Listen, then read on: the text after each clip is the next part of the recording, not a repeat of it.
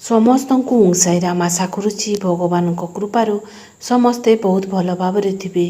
ଚାଲନ୍ତୁ ଆଜି ଶୁଣିବା ପିତୃଙ୍କର ଆଶୀର୍ବାଦ ପାଇବା ପାଇଁ କରନ୍ତୁ ଏହି ସରଳ ଉପାୟ। ତାପରେ ଶୁଣିବା କେଉଁ ଅଙ୍ଗୁଠିରେ କାହାକୁ ତିଲକ ଲଗାଇବା ଉଚିତ। ତାପରେ ଶୁଣିବା ମନକୁ ଛୁଇଁଗଲା ବୋଲି ସୁନ୍ଦର କଥା ସବୁ। ଭିଡ଼ିଓକୁ ଦେଖନ୍ତୁ, ଶୁଣନ୍ତୁ। ଯଦି ପସନ୍ଦ ଆସିବ ତାହେଲେ ସବସ୍କ୍ରାଇବ୍କୁ ଟଚ୍ କରିକି ବେଲ୍ ଆଇକନ୍କୁ ଟଚ୍ କରିଦିଅନ୍ତୁ, କାହିଁକିନା ମୁଁ ଯାହା ବି ଭିଡ଼ିଓ ଅପଲୋଡ଼ କରିବି ସେସବୁର ନୋଟିଫିକେସନ୍ ଆପଣମାନଙ୍କ ପାଖକୁ ପହଞ୍ଚିଯିବ ଆଉ ଆପଣମାନେ ଦେଖିପାରିବେ, ଶୁଣିପାରିବେ। ତାହେଲେ ଚାଲନ୍ତୁ ପ୍ରଥମେ ଶୁଣିବା ପିତୃଙ୍କର ଆଶୀର୍ବାଦ ପାଇବା ପାଇଁ କରନ୍ତୁ ଏହି ସରଳ ଉପାୟ। ପିତୃମାନଙ୍କୁ ପିତୃପକ୍ଷ ମହାଳୟାର ଦେବତା ବୋଲି ମାନ୍ୟତା ଦିଆଯାଇଛି। ଅମାବାସ୍ୟା ମହାଳୟା ପିତୃପକ୍ଷ ଦିନ ପିତୃମାନେ ନିଜ ବଂଶଜ, ନିଜ ପରିବାରକୁ ଆସି ସେମାନେ ବହୁତ ଖୁସି ହୋଇଥାନ୍ତି। ପରିବାରର ସବୁ ଶୁଭ କର୍ମ, ଦାନ ଦକ୍ଷିଣା, ଭୋଜନ ପାଇ ସେ ଅତ୍ୟନ୍ତ ଖୁସି ହୋଇଯାନ୍ତି। ଆଉ ପିତୃ ଲୋକମାନେ ନିଜ ପରିବାର, ନିଜ ବଂଶଜକୁ ଆଶୀର୍ବାଦ ଦେଇଥାନ୍ତି। ପିତୃପକ୍ଷକୁ ପୁରା ଶ୍ରଦ୍ଧା ଭକ୍ତି ନିଷ୍ଠା ସହିତ ଯଦି ପିତୃମାନଙ୍କୁ ପୂଜା କରାଯାଏ ଆଉ ଦାନ ଦକ୍ଷିଣା କରାଯାଏ, ତାହେଲେ ପିତୃଲୋକ ବହୁତ ଖୁସି ହୋଇଥାନ୍ତି। ତାପରେ ଦେବୀ ଦେବତାମାନେ ମଧ୍ୟ ଅତ୍ୟନ୍ତ ଖୁସି ହୋଇଯାନ୍ତି। ଅନୁମାନ କରିଥିବେ, କୌଣସି ପୂଜା ୟା ଶୁଭ କର୍ମରେ ବ୍ରାହ୍ମଣମାନେ ପ୍ରଥମେ ଗଣେଶକୁ ଆବାହନ କରନ୍ତି, ତାପରେ ପିତୃ ପିତାମାନଙ୍କୁ ଆବାହନ କରନ୍ତି, ତାପରେ ସୂର୍ଯ୍ୟ ଦେବତା ଆଉ ଅନ୍ୟ ସବୁ ଦେବାଦେବୀମାନଙ୍କୁ ଆବାହନ କରି ପୂଜା ସମାପ୍ତ କରିଥାନ୍ତି। କିଛି ତ ଅଛି, ପିତୃ ଲୋକମାନେ ପିତୃପକ୍ଷରେ ଆସନ୍ତି, କାହାକୁ ସ୍ୱପ୍ନ ମଧ୍ୟ ଦେଇଥାନ୍ତି। ଆମେ ସିନା ଦେଖିପାରୁନାହୁଁ, କିନ୍ତୁ ସେମାନେ ଆମକୁ ଦେଖିଥାନ୍ତି। ସେମାନେ ବର୍ଷକୁ ଥରେ ଆମମାନଙ୍କ ହାତରେ ପୂଜା ଆଉ ଭୋଜନ ଗ୍ରହଣ କରିବା ପାଇଁ ପିତୃପକ୍ଷକୁ ଅପେକ୍ଷା କରି ରହିଥାନ୍ତି।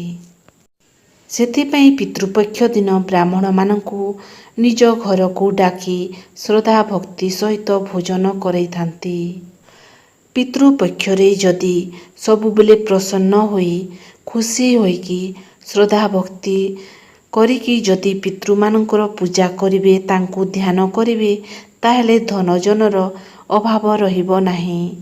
ସବୁ ଦୁଃଖ ଧୀରେ ଧୀରେ ଦୂର ହୋଇଯିବ। ସେଥିପାଇଁ ପିତୃପକ୍ଷରେ ପିତୃମାନଙ୍କର ତର୍ପଣ କରାଯାଏ, ଶ୍ରାଦ୍ଧ କରାଯାଏ। ଏହି ତର୍ପଣ କରିବା ସମୟରେ ପିତ୍ତଳ ବର୍ତ୍ତନରେ ଗଙ୍ଗାଜଳ, ଗାଈ ଦୁଧ, କାଲା ତିଲ ଆଉ ତୁଳସୀର ପତ୍ର, ଧୂପ, ମହୁ ଆଉ ଧଳା ଫୁଲ ଏହିପରି ସବୁ ଜିନିଷ ସେହି ପିତ୍ତଳରେ ଦେଇ ତାଙ୍କୁ ତର୍ପଣ କରାଯାଇଥାଏ। ପିତୃଦୋଷ ପାଇଁ ଯଦି ଯେଉଁ ବ୍ୟକ୍ତି ଅମାବାସ୍ୟା ଦିନ ପିପଳ ଗଛ ତଳେ ଦୁଧ, ଗଙ୍ଗାଜଳ, କଲା ରାଶି, ଚିନି, ଚାଉଳ ଏସବୁ ମିଶାଇ ଯଦି ଅର୍ପଣ କରନ୍ତି, ତାହେଲେ ବହୁତ ଶୀଘ୍ର ଘରର ଉନ୍ନତି ହୋଇଥାଏ ଆଉ ସୁଖ ଶାନ୍ତି ପ୍ରାପ୍ତି ହୋଇଥାଏ। ପିତୃପକ୍ଷରେ ପିପଳ ଗଛ ତଳେ ପାଣି, ଜଳ, ଦୁଧ, ରାଶି ଏସବୁ ଜିନିଷ ଅର୍ପଣ କରି ଦୀପ ଜଳାଇ ଯଦି 108 ବାର ପରିକ୍ରମା କରନ୍ତି, ତାହେଲେ ଅତ୍ୟନ୍ତ ଶୁଭ ହୋଇଥାଏ। ଯେତେବେଳେ ପିତୃପକ୍ଷ ଆସେ, ପିତୃପକ୍ଷରେ ବର୍ଷ ସାରା ପିତୃଲୋକମାନେ ନିଜ ପରିବାରଙ୍କ ପାଖକୁ ଆସିବା ପାଇଁ ଅପେକ୍ଷା କରିଥାନ୍ତି। ସେଥିପାଇଁ ପରିବାରର ସମସ୍ତେ ଜଣେ ଜଣେ ପିତୃଲୋକମାନଙ୍କ ପାଇଁ ଅନ୍ନଦାନ, ବସ୍ତ୍ରଦାନ ସମସ୍ତେ ଜଣେ ଜଣେ କରିବା ନିହାତି ଆବଶ୍ୟକ। ସବୁ ବର୍ଷ ପିତୃପକ୍ଷରେ ଯଦି ବ୍ରାହ୍ମଣମାନଙ୍କୁ ଭୋଜନ ବସ୍ତ୍ରଦାନ, ଗରିବମାନଙ୍କୁ ଭୋଜନ ବସ୍ତ୍ରଦାନ, ଗାଈ କୁକୁର କାଉଙ୍କୁ ଖାଦ୍ୟ ଖାଇବା ପାଇଁ ଦେଉଛନ୍ତି, ତାହେଲେ ପିତୃଲୋକମାନେ ଅତ୍ୟନ୍ତ ଖୁସି ହୋଇ ନିଜ ପରିବାରକୁ ଆଶୀର୍ବାଦ ଦେଇଥାନ୍ତି। ଅନାମିକା ଅଙ୍ଗୁଠିରେ ଭଗବାନ, ଗୁରୁ କି ଅନ୍ୟ କୌଣସି ବ୍ୟକ୍ତିଙ୍କର ମଙ୍ଗଳ କାମନା କରି ତାଙ୍କୁ ତିଲକ କରାଯାଇଥାଏ। ମାନସିକ ଶକ୍ତି ବହୁତ ହୋଇଥାଏ। କାହିଁକି ନା ଅଙ୍ଗୁଳିର ସମ୍ବନ୍ଧ ସିଧା ସୂର୍ଯ୍ୟ ସହିତ ହୋଇଥାଏ। ଏହି ଅଙ୍ଗୁଳି ତିଲକ ଲଗାଇବା ପାଇଁ ଆଜ୍ଞା ଚକ୍ର ଜାଗୃତ ହୋଇଥାଏ। ମଧ୍ୟମା ଅଙ୍ଗୁଳିକୁ ସମ୍ବନ୍ଧ ଶନି ଗ୍ରହ ସହିତ ତୁଳନା କରାଯାଏ। ଶାସ୍ତ୍ରର ଅନୁସାରେ ମଧ୍ୟମା ଅଙ୍ଗୁଳିରେ ପ୍ରଥମେ ନିଜେ ତିଲକ ଲଗାଇବା ଉଚିତ। ପ୍ରତିଦିନ ପୂଜା କରିସାରି ଅନାମିକା ଅଙ୍ଗୁଳିରେ ଭଗବାନଙ୍କୁ ତିଲକ ଲଗାଇ ସାରିବା ପରେ ମଧ୍ୟମା ଅଙ୍ଗୁଳିରେ ନିଜେ ତିଲକ ଲଗାଇ ପାରିବେ। ତର୍ଜନୀ ଅଙ୍ଗୁଳି କେବଳ ମୃତ ବ୍ୟକ୍ତିଙ୍କର ତିଲକ ଲଗାଇବା ପାଇଁ ବ୍ୟବହାର କରାଯାଏ। ମୃତ ବ୍ୟକ୍ତିର ଆତ୍ମା ମୋକ୍ଷ ପ୍ରାପ୍ତି ହେଉ ବୋଲି ଲଗାଯାଇଥାଏ। ଏହି ତର୍ଜନୀ ଆଙ୍ଗୁଳିରେ ପିତୃଗଣ ଅର୍ଥାତ୍ ପିଣ୍ଡ ତିଲକ କରିଥାନ୍ତି। ଏହି ତର୍ଜନୀ ଅଙ୍ଗୁଳି ଗୁରୁ ଗ୍ରହ ସହିତ ସମ୍ବନ୍ଧ ଥାଏ। ଅଙ୍ଗୁଷ୍ଠ ଏହି ଅଙ୍ଗୁଠିକା ସମ୍ବନ୍ଧ ଶୁକ୍ର ଗ୍ରହ ସହିତ ହୋଇଥାଏ। ଏହି ଶୁକ୍ର ଗ୍ରହ ଯଶ, ଧନ, ବୈଭବର କାରକ କହନ୍ତି। ଦଶହରାରେ ଯେଉଁ ରକ୍ଷାବନ୍ଧନରେ ଭାଇ ଭଉଣୀମାନଙ୍କୁ ତିଲକ ଲଗାନ୍ତି, ସେହି ତିଲକ ଏହି ଅଙ୍ଗୁଷ୍ଠ ଦ୍ୱାରା ଲଗାଯାଇଥାଏ।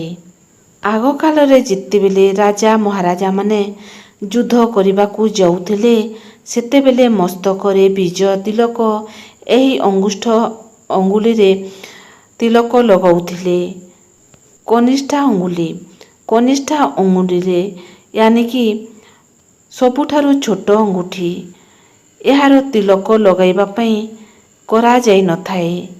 ଏହା ଶୁଭ କାର୍ଯ୍ୟ ଅଙ୍ଗୁଳିରେ ପ୍ରୟୋଗ ବର୍ଜିତ କରନ୍ତି।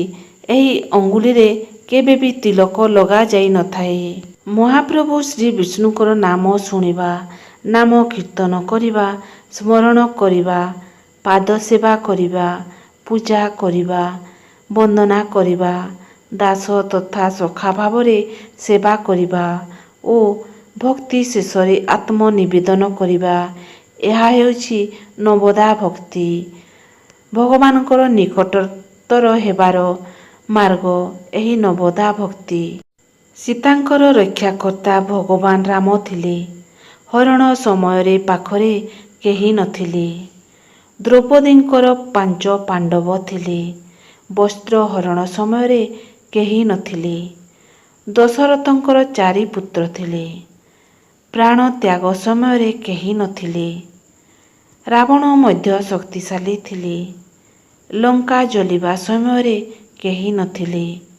ଶ୍ରୀକୃଷ୍ଣ ସ୍ୱୟଂ ସୁଦର୍ଶନ ଧାରିଥିଲେ। ଶରାଘାତ ସମୟରେ କେହି ନଥିଲେ।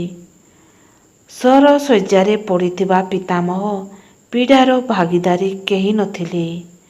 ଅଭିମନ୍ୟୁ ରାଜକୁମାର ଥିଲେ, କିନ୍ତୁ ଚକ୍ରବ୍ୟୁହ ବେଳେ ସାଥିରେ କେହି ନଥିଲେ। ପ୍ରକୃତ ସତ୍ୟ ଆଜିରୁ ଜାଣିନେବା ଆବଶ୍ୟକ। ସଂସାରରେ ନିଜର ବୋଲି କେହି ନାହିଁ, କେବଳ କର୍ମ ହିଁ ନିଜର। ଭରସା ନିଜ ଉପରେ ରଖ ତ ଅଧିକ ଶକ୍ତିଶାଳୀ ହୋଇଥାଏ। ଭରସା ଅନ୍ୟ ଉପରେ ରଖ ତ ତାହା ଦୁର୍ବଳ ହୋଇଯାଏ। ଆପଣ କେବେ ଠିକ୍ ଥିଲେ ଏହାକୁ କେହି ମନେ ରଖନ୍ତି ନାହିଁ, କିନ୍ତୁ କେବେ ଭୁଲ କରିଥିଲେ ଏହା ସମସ୍ତେ ମନେ ରଖିଥାନ୍ତି। ଦୁନିଆରେ କୌଣସି ଜିନିଷ ଚିରସ୍ଥାୟୀ ନୁହେଁ। ସେଥିପାଇଁ କେବେ ମଧ୍ୟ ନିଜ ଭଲ ପରିସ୍ଥିତିରେ ଗର୍ବ କରନ୍ତୁ ନାହିଁ, ଆଉ ଖରାପ ପରିସ୍ଥିତିରେ ଭାଙ୍ଗି ପଡ଼ନ୍ତୁ ନାହିଁ। ପରିସ୍ଥିତି ଯାହା ବି ହେଉ, ଦିନେ ନା ଦିନେ ସବୁକିଛି ବଦଳିଯିବ, ସବୁ ଭଲ ହୋଇଯିବ। ଯଦି ଆଜିର ଅନୁଚିନ୍ତା ଆପଣମାନଙ୍କୁ ପସନ୍ଦ ଆସିଲା, ତାହେଲେ ସବସ୍କ୍ରାଇବ୍କୁ ଟଚ୍ କରନ୍ତୁ, ବେଲ୍ ଆଇକନ୍କୁ ଟଚ୍ କରନ୍ତୁ, କାହିଁକିନା ଏହିପରି ଭିଡ଼ିଓ ସବୁ ଆପଣମାନଙ୍କ ପାଖକୁ ପହଞ୍ଚି ପାରିବ। ତାହେଲେ ରହୁଛି ଓଁ ସାଇରାମ, ଜୟ ସାଇରାମ।